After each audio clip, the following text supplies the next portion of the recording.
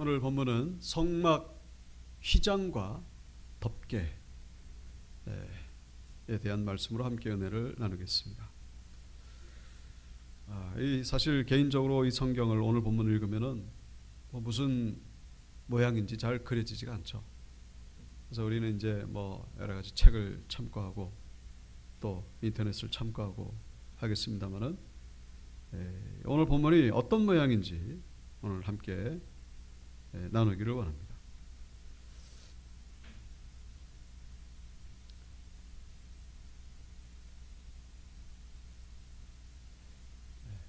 자, 오늘 본문은 마지막 성막의 그 지붕에 해당되는 덮개에 해당되는 그 부분을 우리에게 보여주고 있습니다. 이 덮개, 지붕이죠.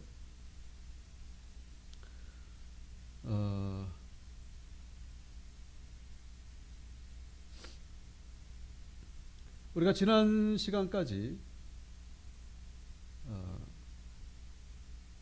여기 이제 이 덮개를 들추면은 요 안의 모습이 드러나는데, 들어가서 왼쪽에 등잔대 있고 오른쪽에 떡상이 있고, 그리고 그 안에 지성소 안에 이 법궤가 있음을 우리가 살펴봤습니다. 그래서 법궤, 떡상, 등잔대 함께 살펴봤죠. 그 다음에 오늘 본문 이 덮개 부분입니다. 여기서 우리가 한 가지 이제 눈여겨볼 부분은 여기가 이제 성소죠. 성소 안에 이 물건이 하나 남아 있습니다. 이 물건이 바로 향단이죠. 분향단. 그 분향단을 생략하고 바로 이제 이 덮개로 넘어가는 것이죠. 그 왜 순서대로 하면은 이 법궤하고 떡상하고 등잔대하고 그다음에 이 분향단을 해야 되는데 왜 이것을 생략하고 그냥 덮개로 넘어가는 것일까? 이 부분을 우리가 한 번쯤 생각해 볼 필요가 있죠. 이 분향단에 대해서는 30장이 나옵니다. 30장에. 오늘 우리가 26장 봤죠? 저 뒤쪽에 가서 비로소 분향단이 나옵니다. 아니, 함께 소개하고 설명할 것이지 왜 저 분향단은 따로 떼가지고 저 뒤쪽에 30장에 가보면은 거기는 그 물두멍에 대한 말씀이 나옵니다. 물두멍이 뭐냐면 여기 손 씻는 거죠. 물두멍. 다라 같은 대야죠. 큰 대야 같은. 여기 설명하다가 이제 이 분향단을 말씀하고 있습니다. 이 어떤 의미가 있을까? 거기에는 나름대로 어떤 이유가 있겠죠. 어떤 영적인 메시지가 있을 것입니다. 그래서 이제 그 복잡하게 설명하는 것도 저도 어렵고, 그래서 간단히 말한다면은 이 분향단은 이 그 법궤와 그리고 이 성막들의 의미가 동시에 있다라고 우리가 해석할 수 있습니다. 다시 말씀드리면은 이 분향단은 이미 법궤를 설명할 때 그 안에 녹아져 있었다라는 것이죠. 분향단도 물론 다시 설명이 나옵니다만은 이 법궤와 같은 라인에서 같은 맥락에서 이 분향단을 해석할 수 있다, 그런 얘기입니다. 우리가 그 히브리서 9장에 보면은 여기 이 장막 안에 등잔대와 떡상과 진설병이 있는데 이는 성소라 하고, 그다음에 그 뒤에 있는 것을 지성소라 하는데 그 지성소에 뭐가 있냐면은 언약궤가 있고 또 뭐가 있다고요? 금향로. 이 금향로가 결국 분향단이거든요.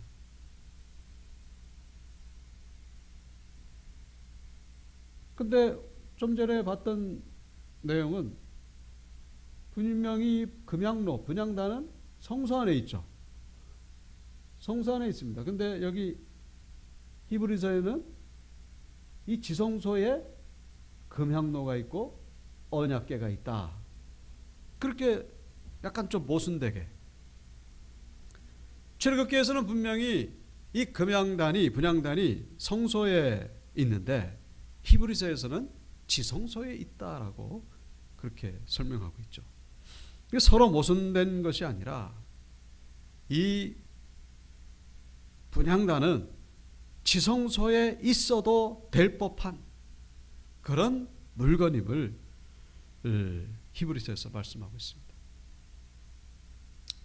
무슨 얘기냐면은 여러분 이 분향단이 의미하는 것은 결국 기도거든요. 기도. 나중에 이제 또 분향단에 대해서 살펴보겠습니다만은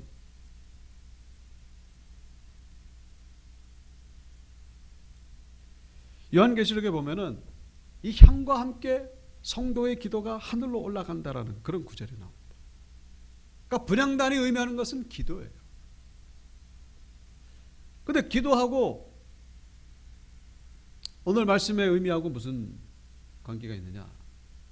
이 성막 가운데서 하나님이 직접 임재하시는 곳, 그곳을 두 군데를 꼽으라면은 바로 이 법궤와 분향단이라고 말할 수 있습니다. 법궤는 하나님의 임재가 직접 임하는 곳이죠.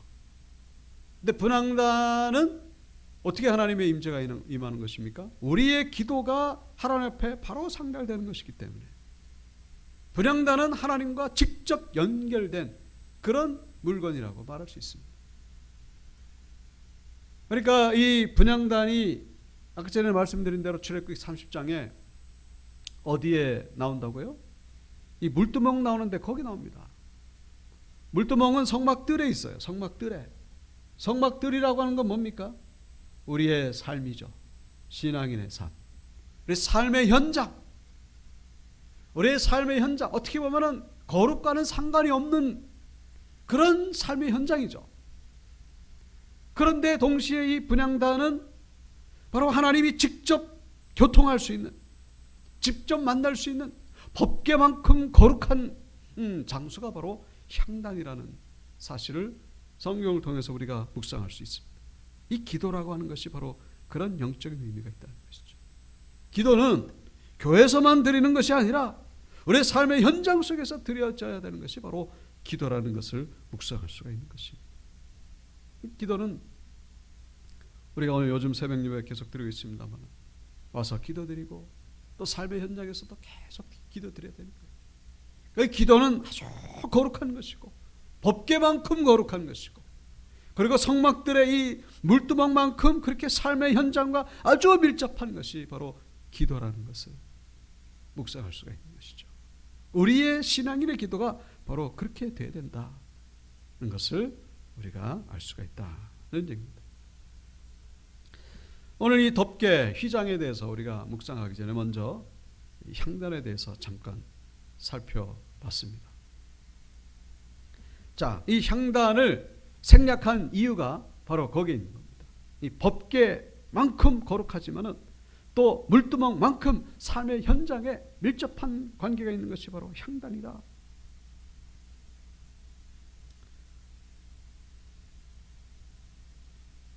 자, 이 지붕은 이런 구조로 되어 있습니다. 네 겹이죠, 네 겹.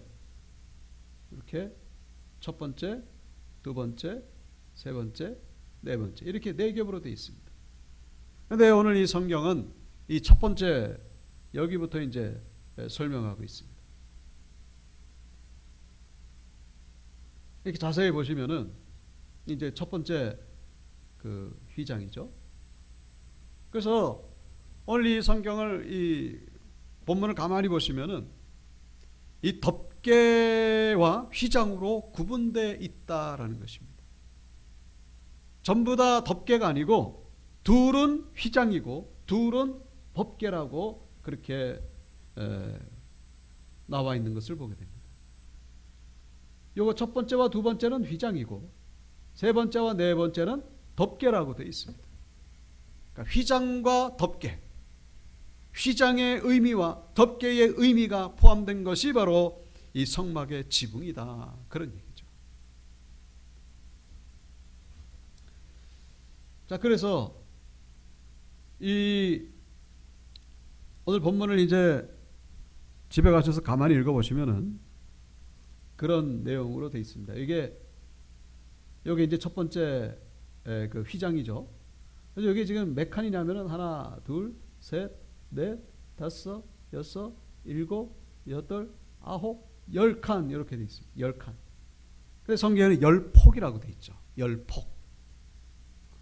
그러니까 이거를 휘장을 통째로 만드는 것이 아니라 10개의 폭을 각각 만들어 가지고 이거를 조립하는 거예요. 그 사이즈가 어떻게 되냐면은 여기서부터 이렇게 둘레가 28규빗, 그리고 요 폭이 4규빗, 그렇게 하라고 되어 있습니다. 28규빗, 4규빗. 그래가지고 10개를 만들어가지고 쭉 연결을 해가지고 이렇게 먼저 덮으라, 그런 얘기죠.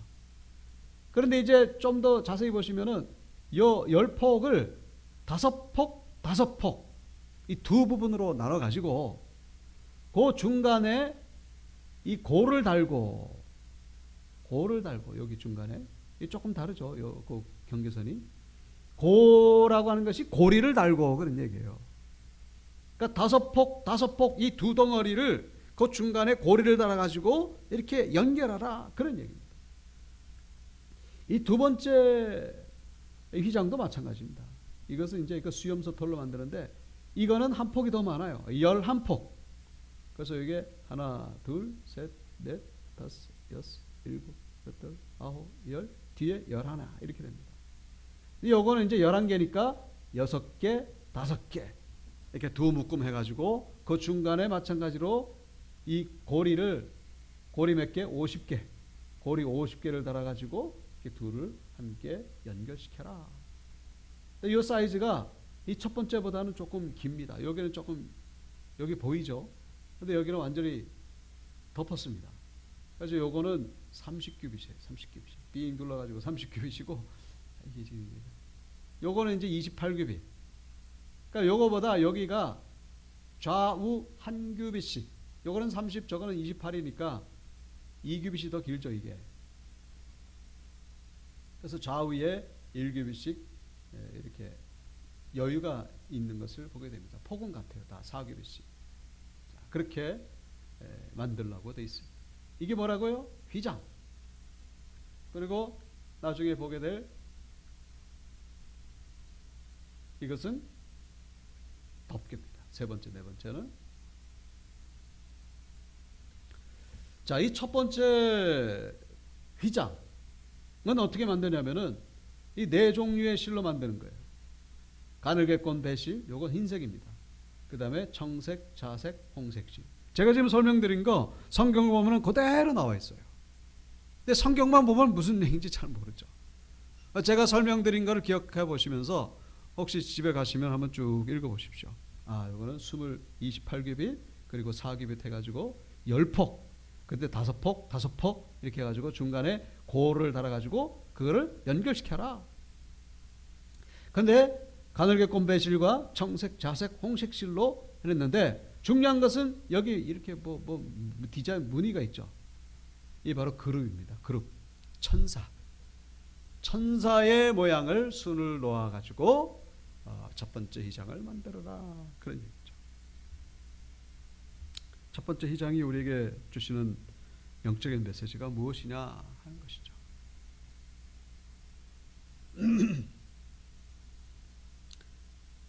이 휘장이라고 하는 것은 커튼입니다. 커튼. 그러니까 이 커튼은 어떤 구별시킨다, 구분된다, 그런 뜻이죠. 이 창문의 커튼, 옷가게 그 탈의실 커튼, 그 다음에 이 사무실의 파티션 같은 이 커튼이에요. 커튼이 곧 휘장입니다.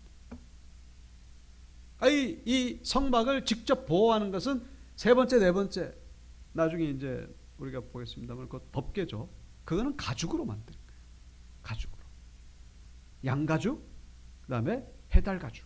근데 여기 첫 번째와 두 번째는 다 이 실로 그리고 털로 만드는 거예요. 근데 이것은 휘장, 어떤 구분된다, 그런 의미가 있죠. 근데 이 첫 번째 휘장에 수놓아진 그 무늬가 뭐라고요? 바로 그룹이라는 것입니다. 그룹. 무슨 의미가 있느냐? 우리는 이 그룹에 좀 관심을 가질 필요가 있죠. 그룹에 초점을 맞출 필요가 있습니다. 이 의미를 해석하기 위해서 우리는 성경 창세기 3장 24절을 볼 필요가 있습니다. 이같이 하나님이 그 사람을 쫓아내시고 에덴 동산 동쪽의 그룹들과 두루도는 불칼을 두어 생명나무의 길을 지키게 하시니라. 아담과 하와가 범죄한 다음에 하나님이 에덴 동산에서 아담과 하와를 내쫓으십니다. 그런 다음에 어떻게 했다고요? 에덴 동산 함부로 들어오지 못하도록, 그래가지고 함부로 들어와가지고 생명나무를 함부로 먹지 못하도록 하기 위해서 어떻게 해요? 그룹들로 하여금 불검을 가지고 지키게 하셨다라고 그렇게 말씀하고 있죠. 바로 첫 번째 희장의 그 무늬의 그룹은 바로 이 에덴 동산에서 이 생명나무를 하나님께서 지키게 하셨던 그 그룹으로 연결시킬 수가 있는 거예요. 거꾸로 말한다면은 이 지금 성막 안에는 지금 뭐가 있다는 얘기입니까? 생명나무가 있다는 것으로 거꾸로 해석할 수가 있는 것이죠. 하나님이 이 그룹, 이거 하나님의 뜻이에요. 이건 뭐 모세가 마음대로 이 디자인한 거 아닙니다. 하나님이 하신 말씀 그대로. 그 왜 하나님이 그 그룹을 써놓게 하셨느냐? 바로 창세기의 그 의미를 되새기도록 하기 위해서. 그래서 이 디자인을 통해서 우리는 어떤 포장지를 보면은 그 안에 내용물을 추측할 수가 있죠. 언젠가 보니까 그 발렌시아가인가요? 그 쓰레기 봉투처럼 생겼는데 그게 뭐 얼마더라고요? 뭐 몇백만 원 하더라고요.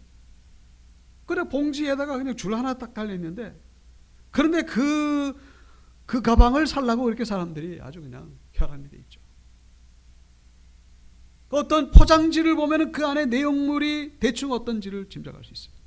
저 첫 번째 희장을 통해서 저 안에 있는 법궤가 어떤 성격을 가지고 있는지. 그렇죠. 법궤가 뭡니까? 생명나무라는 것입니다. 생명나무. 생명나무 뭐예요? 먹으면은 생명이 주어지는 것이죠. 법궤는 하나님이 임재하시는 것입니다. 하나님을 만날 때 우리에게 생명이 주어지게 된다는 것입니다.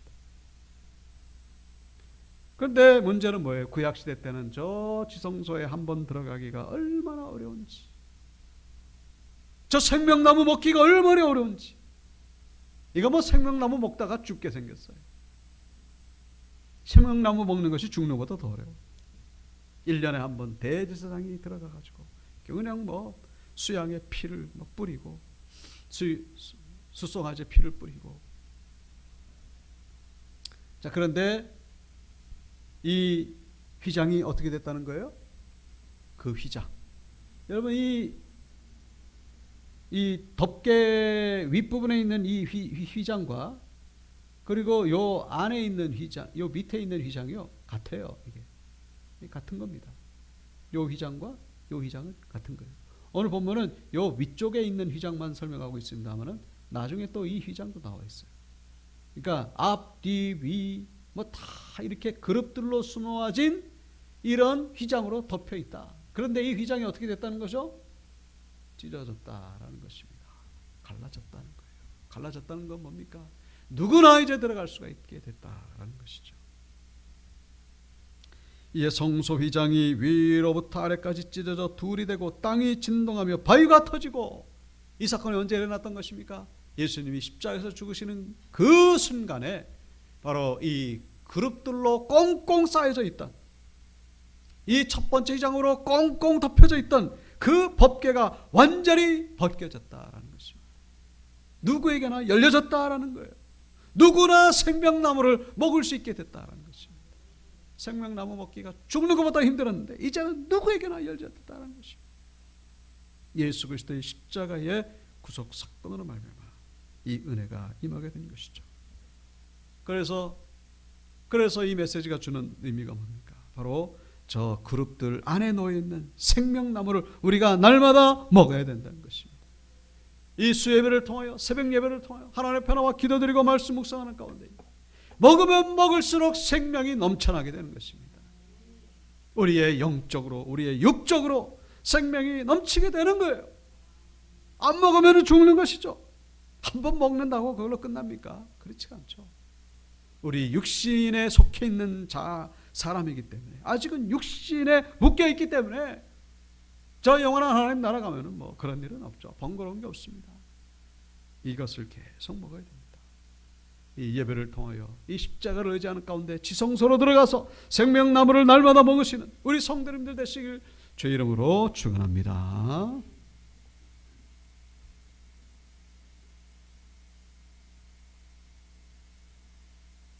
이 두 번째가 바로 수염소 털로 만든 휘장이죠. 수염소 털, 아까 말씀드렸죠. 이번에는 11폭, 한 폭이 더 많아요. 길이도 28규빗에서 30규빗, 폭은 4규빗으로 갔습니다. 그래가지고 6폭, 5폭, 6묶음, 5묶음으로 해가지고 고리를 해가지고 연결해서 덮어라. 수염소 털로 만든 두 번째 휘장에 담긴 영적인 의미가 무엇이냐?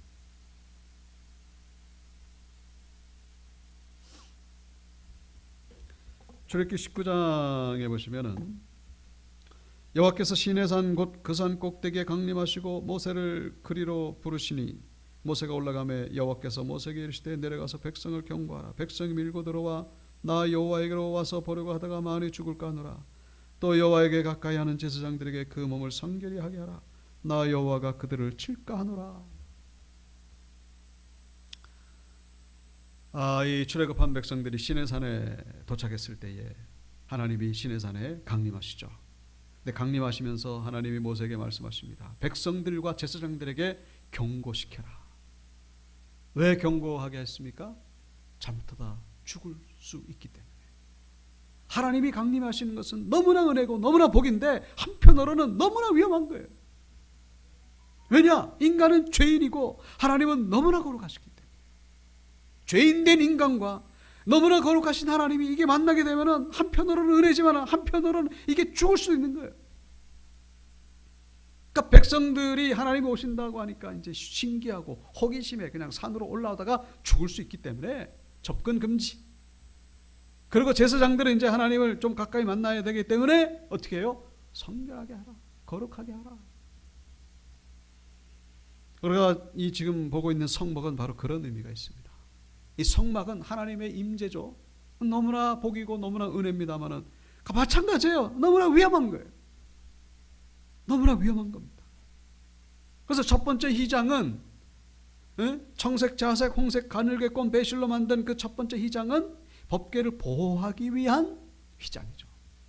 하나님을 보호하는, 하나님을 이렇게 거룩하게 보호하기 위한 휘장이죠. 근데 두 번째 수염솔로 털로 만든 휘장은요, 백성들을 보호하기 위한 휘장입니다. 백성들을 보호하기. 어떻게 해요? 하나님의 거룩하심이 그냥 돌파해가지고 백성들을 죽일 수도 있는 것을 막도록 하기 위한.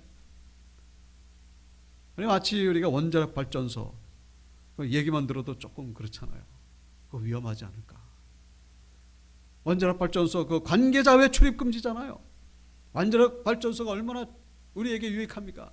그러나 함부로 이걸 다뤘다간요 큰일 납니다. 이거. 그 안에 뭐 방사능이 있고 그러니까 아주 철책 펜스로 탁 둘러쳤죠. 그래가지고 관계자 외 절대 출입 금지 그래가지고 경비원 세워놓고 들어갔다가 뭐 위험해지니까. 여러분 두 번째 염소털로 만든 휘장은 바로 그와 같다는 것입니다. 그런데 염소털로 만든 휘장이 어떻게 그러한 역할을 할 수 있을까? 염소털, 염소가 도대체 무슨 역할을 하기 때문에? 염소. 레위기 16장 10절 아사셀을 위하여 제비 뽑은 염소는 산채로 여호와 앞에 두었다가 그것으로 속죄하고 아사셀을 위하여 광야로 보낼지니라. 염소, 여기 염소 등장하죠. 이게 뭐냐면은 이제 이 아론이 첫 번째 제사장입니다. 모세가 제사장이 아니에요. 모세는 이제 이 아론의 동생입니다만은 모세는 선지자이지 그 직분은 제사장이 아니에요. 그래서 이 첫 번째 제사장 아론에게 기름을 부어서 제사장을 시켜준 인물은 모세지만은 첫 번째 제사장은 아론입니다. 자, 이 아론이 이제 이 성막 안에 들어가서 이 일을 해야 되잖아요.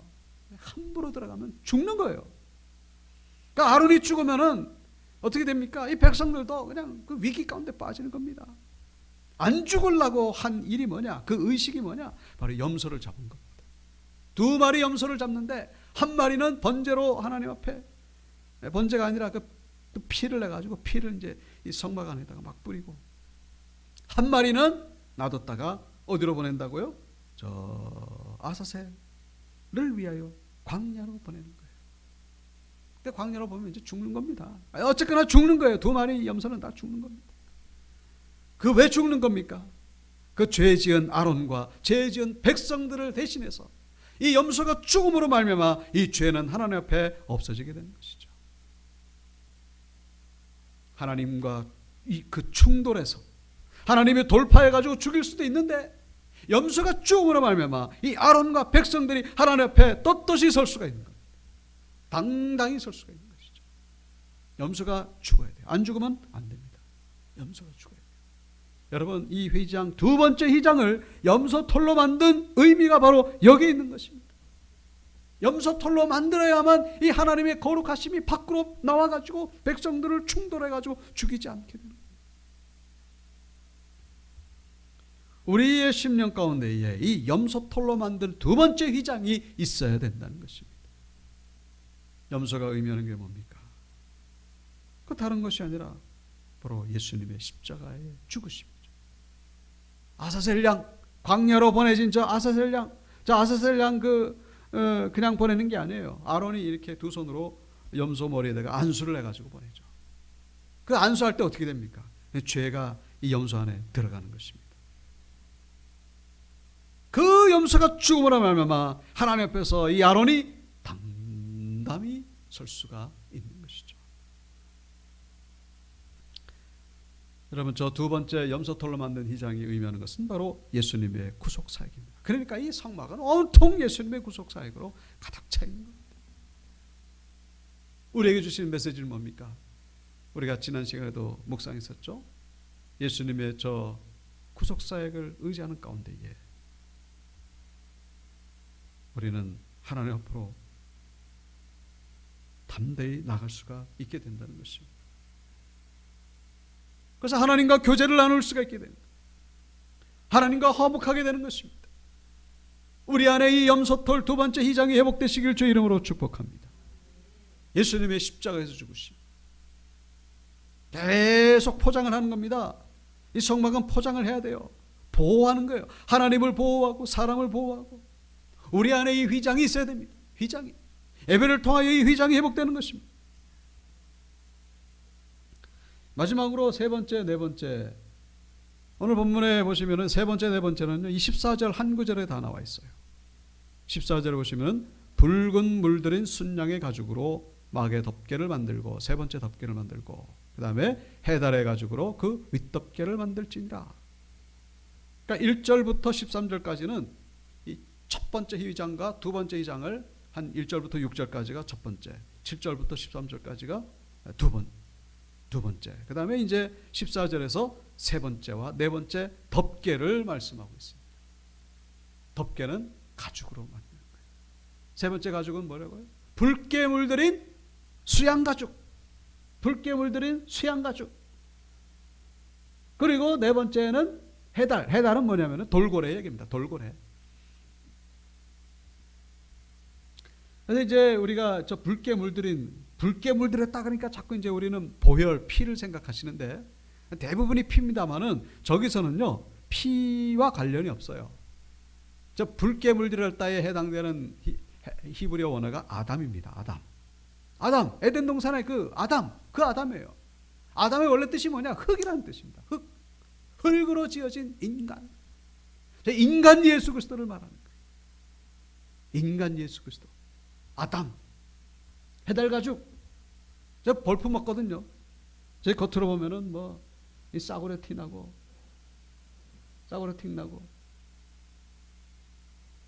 우리가 이거 보시면 이게 맨 가에 있는 게 4번째 덮개죠. 이게 그 돌고래 가죽, 해달 가죽. 뭐 무슨 노숙자 집 같기도 하고 뭡니까? 완전히 판자촌 같은 그런 모습이죠.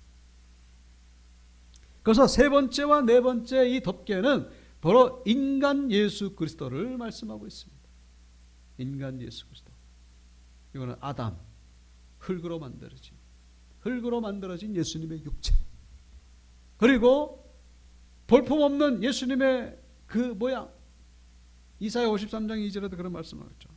그는 주 앞에서 자라나기를 연한 순 같고 마른 땅에서 나온 뿌리 같아서 고운 모양도 없고 풍채도 없음즉 우리가 보기에 흠만한 아름다운 것이 없도다. 이사야가 성령의 감동을 받아가지고 그 메시아에 대해서 묘사하고 있는 거예요. 요한복음 8장 57절 보면 유대인들이 이르되 내가 아직 50세도 못 됐는데 아브라함을 보았느냐. 예수님이 아브라함 있기 전에 내가 먼저 있었느니라. 이제 그런 말씀을 하니까 그건 이제 메시아로서 그런 말씀하시는 것이죠. 그때 유대인들이 네 나이가 50도 안 됐는데, 여기서 우리가 이제 짐작할 수 있는 것은 이 유대인들이 예수님의 나이를 40대 뭐 한 중후반으로 봤다. 근데 우리가 알고 있는 예수님의 나이는 그렇지 않잖아요. 그 유월절을 이렇게 추측해 보면은 한 30대 33 정도 이제 십자가에서 죽으신 걸로 알고 있습니다. 유대인들이 볼 때는 예수님이 건늙어 보였다 그런 얘기예요. 건늙어 보였다. 우리가 보통 성화에 보면은 예수님 아주 그냥 헐리우드 영화 배우 뺨칠 정도로 이렇게 멋있게 이렇게 나오잖아요. 그것과는 전혀 아주 못생겼다 그래요. 아주 못생겼다. 완전히 그냥 박살 같다 그런 얘기예요. 동안과는 전혀 상관이 없는. 고난당하시고 고생하셨으니까 그럴 수도 있겠습니다. 어쨌거나 예수님은 저런 마치 뭐처럼 세 번째, 네 번째 저 덮개처럼, 마치 맨 마지막에 네 번째 덮개처럼 저 가죽 가지고는 신발을 만들죠. 아주 뭐 세련된 것과는 전혀 상관이 없는 인간 예수 그리스도, 고난당하시는 예수 그리스도. 중요한 건 뭡니까? 예수님이 고난을 당하면 당할수록 우리에게는 회복의 은혜가 임하게 된다는 것입니다. 예수님이 십자가에서 고난을 당했기 때문에 우리가 회복을 당하는, 회복의 은혜를 경험하는 것이죠. 신이신 예수님과 함께 중요한 것은 인간이신 예수예요. 왜냐? 여러분, 고통 없이 십자가에서 죽으면요, 그건 아무 의미가 없어요. 고통이 있었기 때문에 그 십자가의 그 가치가 있는 것이죠. 고통이 있었기 때문에 우리가 당해야 될 고통을 예수님이 대신 당하신 거예요. 그래서 우리가 묵상할 수 있는 건 뭡니까? 그 고난당하신 예수님을 묵상하면 묵상할수록 우리에게는 치유와 회복의 은혜가 임하게 된다는 사실입니다. 우리 심령 가운데 이 세 번째와 네 번째의 덮개 신앙이 회복되어야 될 줄로 믿습니다. 세 번째와 네 번째 그 덮개 신앙을 통하여 우리는 회복으로 점점 나아가게 되는 것이죠. 예수님이 나를 위해 대신 고난당하셨고 예수님 나 때문에 고통당하셨구나. 여러분, 그 말씀 묵상하고서 실제로 회복되는 경우가 얼마나 많습니까? 우리 온유교 성도님들이 바로 그 주인공들 되시기를 축복합니다. 우리가 얼마나 회복돼야 될 분들이 얼마나 많습니까? 문제도 많고 아픔도 많고 질병도 많고, 우리가 할 수 있는 일은 병원에도 가야 되고 의사의 진료도 봐야 되겠습니다. 한계가 있죠. 영원히 한계가 없으신 하나님의 은혜를 의지해야 됩니다. 십자가를 의지해야 됩니다. 그래서 오늘 이 첫 번째, 두 번째 희장, 그리고 세 번째, 네 번째 덮개를 통하여 다시 한번 이 생명의 은혜, 또 회복의 은혜, 치유의 은혜를 경험하시는 우리 성도들 다 되시길 주 이름으로 축원합니다.